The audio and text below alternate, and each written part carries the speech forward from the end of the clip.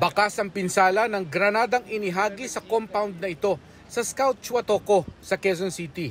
Ang nag-itcha, riding in tandem. Rinig namin kasi akala ko nga may baril, nagbabarilan, kaya sigaw kami sigaw sa loob. Tapos nung lumabas kami, nakita namin yung uusok, tapos nagsisigaw na si kuya, yung bantay dyan. Sabi niya is, granada daw, granada. Yun, nagkagulo na yung tao. Hindi pa isinapubliko ang kuha ng CCTV sa nangyari, bagamat hawak na ng pulisya ang mga video. Dalawa talaga siyang magkaangkas sa motor, talagang ginano niya. Tapon niya, sabay alis, tapos mga siguro seconds lang. 3 to 5, lumabas si kuya yung bantay dyan, sabay takbo. Nung nasa labas na siya, sabay sumabog.